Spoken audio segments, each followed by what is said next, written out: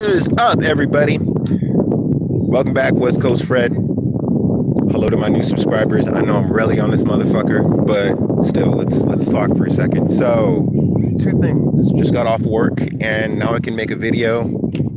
I'll try to bang these out a little bit more often, probably on Sundays when I have more time. So, colorism, tree of logic. Let's get to the first one. Colorism. When I watch certain YouTubers, there are two particular YouTubers that I watch that I feel that are doing more damage than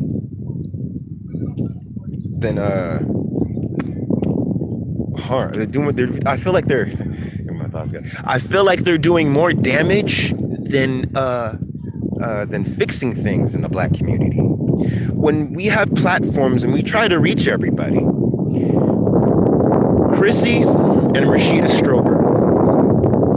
Now, I know there is a place for darkism, colorism. I usually talk about colorism. They talk about, well, she says darkism.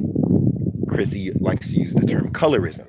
Now, if you have an issue, and that issue is the darker skinned people of African descent are being discriminated on because of colorism and white supremacy and racism and blah, blah, blah, blah, blah. It does not help to just be pro dark skinned black woman. Because I don't know if any of your brothers on here talk about darkism like that, but I feel like it does not bring us together, because now we're going to be looking at each other like, oh, you're 2 shades lighter, you don't have it as hard as me, or your skin is like you're medium brown, so you have medium brown privilege. There is privilege. Let me tell you something. There is no privilege in having brown skin.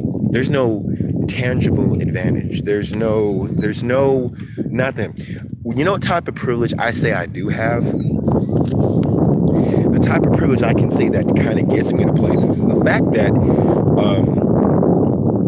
I sound, and this is by admission of my own white friends, you are the whitest black guy I've ever met, acting white to what people perceive as acting white, sounding white, and having white talking points and white this. There is kind of privilege in that, because it's how I come off. But there is no brown skin privilege, because I guarantee when it comes to people who are trying to be shown the face of it's more than skin tone. And there are exceptions to the rule, because if you're exceptionally attractive and you're dark and you have natural hair and you have like you're slim and thick and curvy and you're not looking like Gabby Sidibe, then yeah, you will be picked out and made, unfortunately, a fetish. Serena Williams is an example. But if you are physically unattractive, dark, and have a bad attitude, that makes it enhances the hatred of your dark skin. And I'm only saying this because I've literally never been discriminated, knowingly or blatantly, on the fact that I'm like medium brown. I've found no privilege in this. I've never been able to find privilege in being a medium tone brown black man. I found no advantage. The only advantage I found is surrounding myself, talking, and taking advantage of the fact that I have these, I'm kind of a whitewashed black guy in some people's eyes. You know, that's how I'm perceived. I find no advantage in that. So I feel like, and when I looked at some of the videos and Facebook posts where Rashida Strober had, I'm going to get to Chrissy in a minute, Rashida Strober had, I felt like a lot of her pain is spewing, because when you try to help people, when you try to bring the healing into dark-skinned people, particularly black women, you're not going to, I don't feel that you have done, Rashida, I don't feel like you've done enough healing in yourself by way of your own journey to purge darkism and the pains from your mind. I feel like you want people to fuel your reasoning for justifying claiming darkism. It's like going in pain. It's like, tell me how dark I am, tell me how ugly I am, tell me how unpretty I am. It just justifies me feeling the way I do. It's like you're contributing to your own pain. And I did send you a text message one day. I said, I hope you find inner peace with yourself. I hope one day you do. Because it's hard to take you seriously when it seems like people have told you this before, but you seem like you make a spectacle of yourself sometimes. I used to watch your Facebook posts. It's crazy shit. Chrissy, I think, is a little better, but I still feel that I understand that females need their own space to talk about these things. But I feel like for your other sisters out here who are not as dark as you, because I know that half black people, light-skinned black females, and other shades of sisters, really, you're creating a wedge between your dark sisters and your not so dark. Even my color, like, it's that big of a wedge to you. There is not that much of an advantage of just being 2 shades lighter, especially if female or not, male or female or not. There is no, it's like saying, hey, you'll get, it's like there's no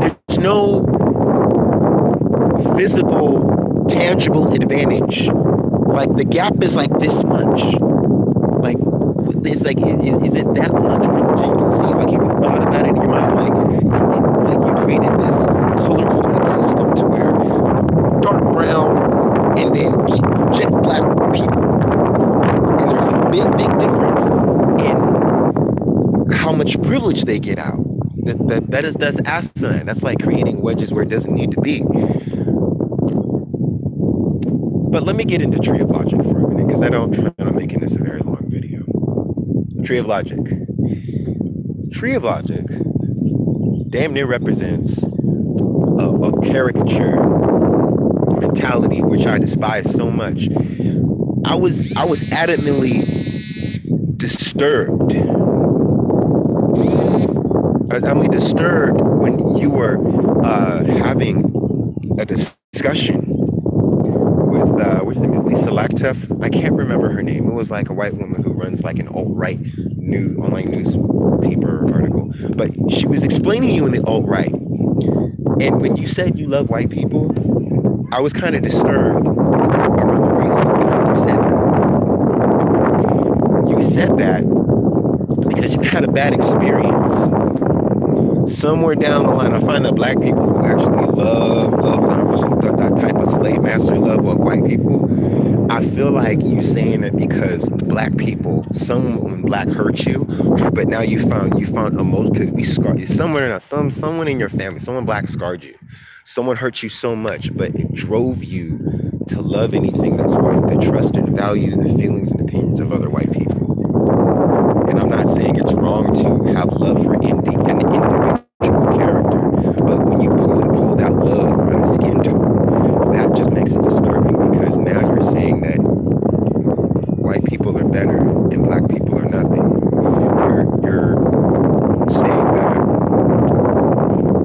You're saying that the object of what you love is not looking like you. You don't love yourself, Tree. You hate yourself, Tree. I'm not gonna get into Candace Owens, but you said you love white people and you want to help them keep a state white. Now, when you said it in a way to where you're making friends, and it's very dangerous. You're making friends with people in the alt-right. You damn near, you were sitting here having a pleasant conversation with Richard Spencer, not David Duke, Jared Taylor, and other people who were in the alt-right, or what Tariq Nasheed would say, suspected white supremacists. You damn near, I'm not surprised that Jared Taylor didn't say, "Hey Tree, when you get off here, do you want to go to lunch sometime? You seem like a not good negress." Almost like you did everything but that. And these are the same people that think that intellectually black people are inferior. You believe in the fact that black people are intellectually inferior by way of our genetics. And there's nothing we can do about it, right? And you believe that white people have this uncriticizable, beyond above criticism type of intelligence that they're just so much better. There's something wrong with that. They're human like us. White people, black people are human. And to think that they have a better I'm not even gonna fault it's kind of weird, but I'm not even gonna fault Richard Spencer and Duke and Taylor for even sitting down with you, because you invited them. You came to them and said, hey, let's talk about this. You enjoy their company. You're no good to black people. You sure as hell no good to white people. And you're not good to anybody. Because when I speak to black people, I want them to be better. When I speak to white people, it's not to teach them to not be racist. Well, maybe it is, but it's like when they come to me and they talk to me in private and on the phone or in person, they're seeking to. It's kind of like, oh man, Fred, that black people think I'm racist and I'm not. I wish I could do more to make this world a better place for people of color and white people and blah blah blah. I could, if I said, and there are white people in my life that I have a lot of love for, but it's not that type of slave masculine. It's the type of love to where I love your character, your company, and I don't want you to. I want you to understand people of color better, so you know how to deal with us better. So you're not, you're not making the mistake to go to statistics and talk to other people about black people and learn from your own experience about it. It's like, I want you to be a better person so you know how to deal with people of color, because you can deal with black folks, you can deal with anybody. That's when to say, because you're an enabler of a very parasitic, demonic, evil behavior, which we know as a white supremacist mentality. You enable that. You're in love with that. And you should not be surprised that some people in the alt-right wanted to get at you and burn you and have death.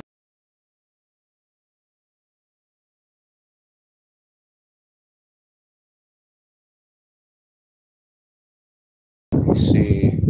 Yeah, there we go.